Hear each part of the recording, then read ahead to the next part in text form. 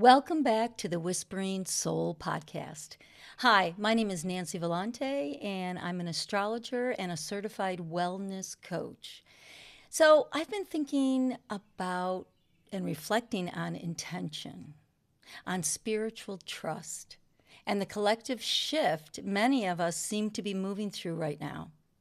Through the Pisces Virgo nodal axis, which I'll explain, alongside the conjunction which is happening very soon this week between Uranus and the Sun in Gemini. Yeah, I keep thinking about what intention actually is. Not just an idea or a mindset, but something much deeper. Intention feels almost like a seed to me, a quiet internal movement that gathers energy over time. A thought becomes a feeling becomes a vision becomes action, connection, creativity, and self expression. Before we can fully realize this, intention begins shaping the direction of our lives. Right from the get go. Because intention is never only mental, it carries energy, it carries consciousness, it influences the way we relate to ourselves and the way we move through relationships, and the way we create meaning through our experiences every day. And we look back on those experiences. We might want to look forward and then be in the present. It's such a dance. But over time, it becomes an invisible thread between who we are and where life is trying to lead us. Because I do believe that life does lead us, right? I mean, I think we probably all believe that on some level, even though when it gets a little tough, it doesn't look like anything's leading us, but there's always something to look at in a positive way, even through the ups and downs. It all is food for thought, food for feeling, food for embodying who we truly are and who we want to become. So sometimes our intentions create healing, and sometimes they reveal where healing is still needed. I experienced this last week to this week. I don't know, the time is all running together, so I don't know, but I really love that. And it was revealed, yeah, there's still some healing to do for me, around my self-expression, in my new self-expression, from owning a yoga studio, before that being a professional dancer and theater artist, and now to really what I love. I've always written, but now to writing and speaking, which I love. Not always easy. And there is some fear that comes with that, I'm not going to lie. I think that's important to acknowledge because intention has layers. There are intentions rooted in fear, control, performance, and survival. And there are intentions rooted in authenticity, compassion, trust, and presence. The energy beneath our choices matters. And that's something that, as I was reflecting on, that really became deeper for me. That my choices really do matter, even if sometimes they're not the right choices, other times they're great. They all matter because they all are going to some form of purpose if we can catch it. And maybe that's why intention becomes such a mirror for self-awareness. It asks us to look honestly at ourselves and ask, what am I actually feeding with my energy every day? What am I actually feeding with my energy every day? I've been looking at that through what I eat My eating habits have become different over the last, I would say, 4 years. Maybe sometimes lighter, not a lot of meat. But then lately, I've wanted more meat because my energy, my nervous system needed that type of grounding. I try to get the best I can, of course. What am I building my life around? I love that. I want to do more writing around that. I did a little bit this week. What am I building my life around? My soul purpose, my relationships, my alone time, retreat. And it's all of it, I would guess. At different moments, one is stronger than the other.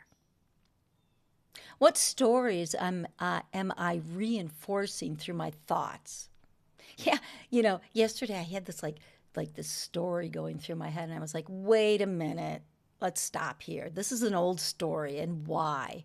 It doesn't even make sense anymore. It's an old one where it had some purpose, but it's not there anymore. So we have to cleanse the mind of these thoughts. It's so hard sometimes, but it's truly can be a blessing.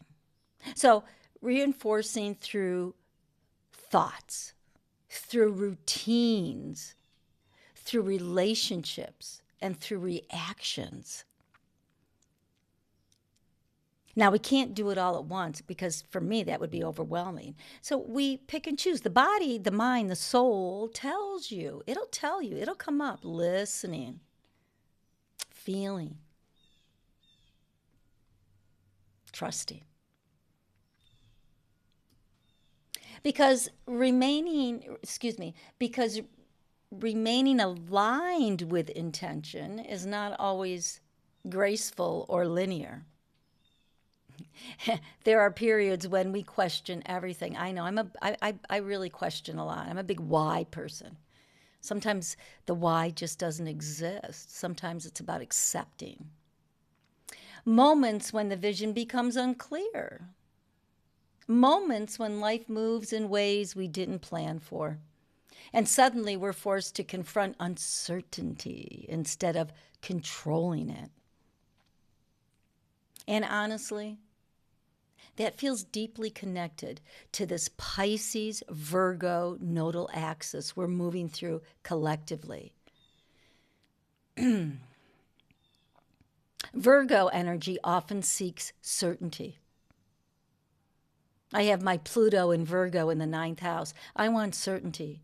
And I'm just realizing that. I'm learning that I wanted to control what I was maybe teaching and what I believed in, and so it had a routine. But it's in Pluto, so it must transform. I think I'm really getting that. So then I can use Virgo, embody Virgo to connect mind, body, and soul. This is what I'm working on right now. That Virgo energy wants order, wants answers. That's where the why comes in. Wants structure, tangible proof that things are working. I needed that. I'm just speaking of my experience with South Node in Virgo, right? And that's about releasing. And these nodes are very karmic, right? So the South Node is about releasing what no longer you really need, but you don't throw it away. You bring it with you. I love tangible proof that things are working, and it doesn't always happen that way. It really doesn't. So in that South Node Virgo, the shadow expression can become hyper-focused on fixing, analyzing, improving, correcting. We all have it somewhere in our chart. Trying to create safety through control. I don't know if that always works.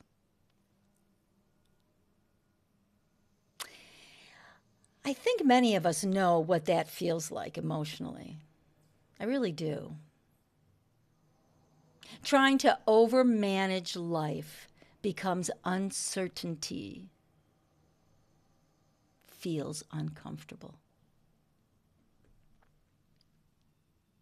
So that uncertainty, when we manage, whether we realize it or not, it does become uncomfortable, because it's like putting, a round peg into a square hole, right?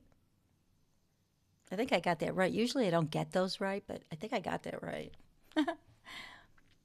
But Pisces asks something very different of us, and that's the North Node. So you have the South Node in Virgo right now, North Node in Pisces. South Node is where we feel comfortable, what we know, what we've done in our past, maybe past life. But now the energy is pushing that towards the North Node of soul growth, which is Pisces. They are balancing each other because they're always in polarity with each other. But Pisces is asking us to trust, to surrender, to soften our grip on perfection and allow ourselves to exist inside the unknown without needing immediate answers for everything. Oh boy, that's a hard one. It's something that you have to work at every day. But it reminds us that intuition, spirituality, creativity, and emotional connection cannot always be measured logically. We have a right brain and a left brain. Right brain is the creative part. Left brain is the analytical, the logical. We need both. We need to dance with both to feel the wholeness of what we can accomplish, what we can relate to. And that can feel deeply uncomfortable in a world that constantly pressures us to explain, optimize, and control every aspect of ourselves. Honestly, it's exhausting, right? But the deeper lesson of Pisces and Virgo is not about choosing one over the other. I'm talking about how they balance each other out. It's about integration, the weaving together, creating a tapestry. It's also about learning how to bring intuition into our daily life. I love that. And I do that. But I also got to, think about the controlling side of myself as well, right? How do you bring those two together? It's a dance. How do you bring compassion into communication? How to bring spirituality into ordinary routines and human interactions? Because healing doesn't always happen in profound spiritual moments. It really doesn't. Sometimes healing happens in very small ways. In the way we speak to ourselves, the way we care for our bodies, the way we allow ourselves to rest, the way we show up for another person with presence instead of performance. I love that one. I love that. And while all this is unfolding, there's another energetic shift approaching us this week that feels impossible to ignore. I think they go really well together in my perspective. So, on May 22nd, 2026, Uranus and the Sun meet in Gemini. This is called a Cassimi, where Uranus will be in the heart of the Sun in Gemini. And this energy feels incredibly illuminating because it's the sun. Almost like sudden awareness moving through the nervous system. Uranus, whoosh, lightning. Uranus tends to disrupt stagnation. That's a good thing. Doesn't feel great. It breaks apart outdated patterns, inherited thinking, and intellectual loops we not even realize we've been living in. That South Node in Virgo can be holding those, right? And when the Sun joins Uranus, there's often a heightened awareness around identity, truth, the consciousness itself.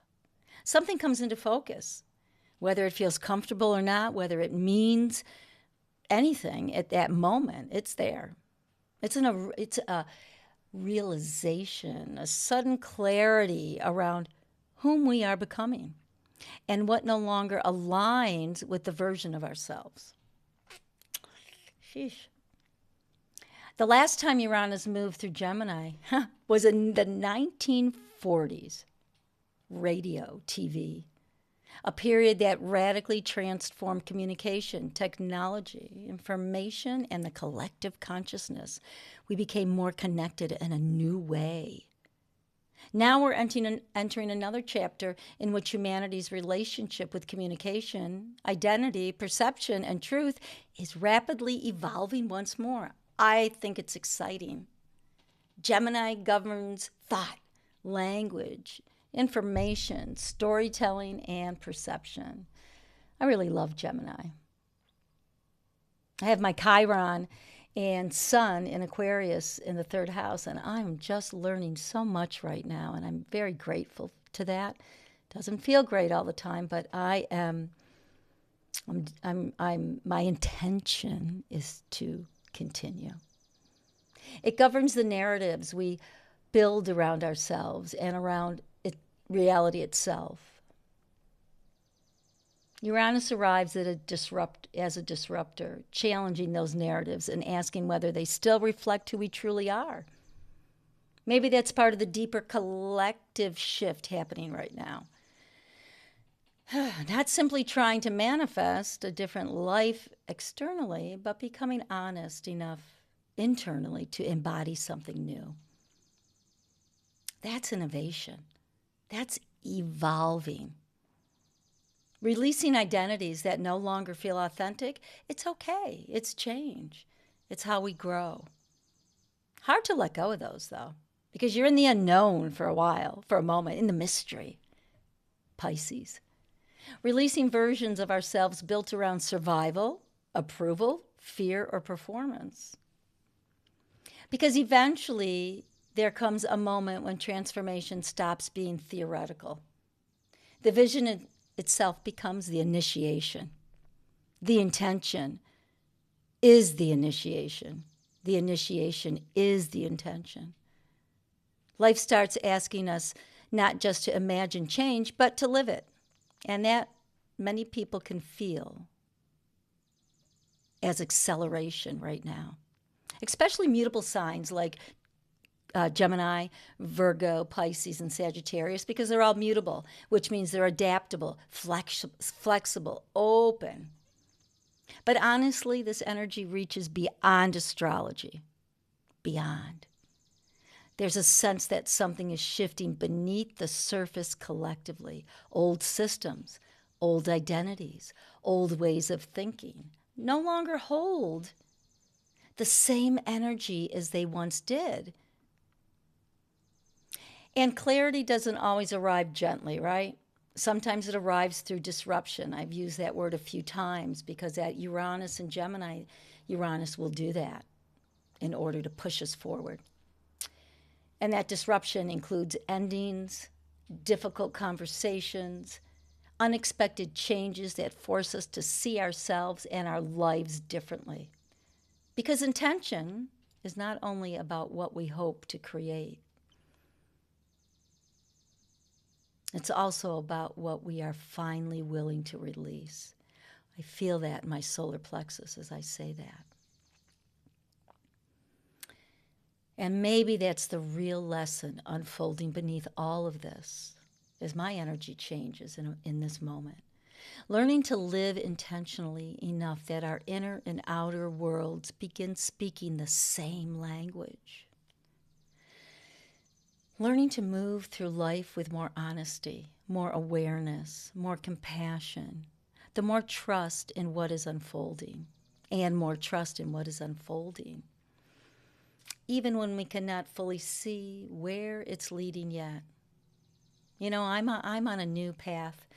I really don't know where it's leading with doing the podcasting. I'm writing a lot more than I ever have, beginning to really network in different groups.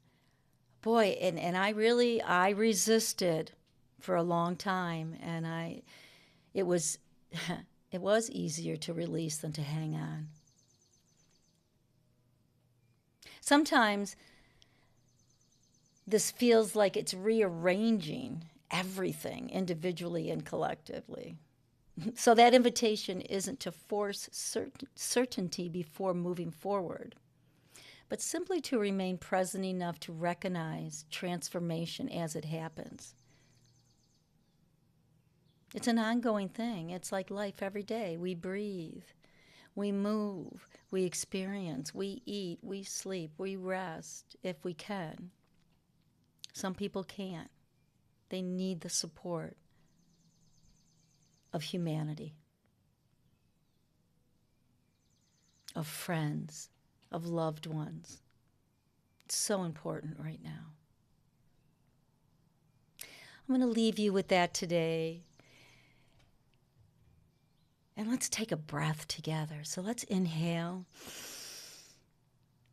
exhale.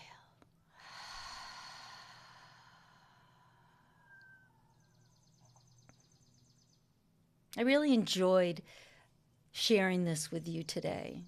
And I want to thank you for being here with me. I want to thank you for listening. You know, you don't know, oh, is somebody really listening? Or am I just speaking? And you know what? If I am, then I'm healing. I'm healing what I'm supposed to heal. But again, thank you so much for listening to the Whispering Soul podcast. Until next time, trust what is unfolding. And if you'd like to reach me, you can reach me at Nancy, my email, nancy@thewhisperingsoul.net. And you can go to my website, thewhisperingsoul.net. Have a great day.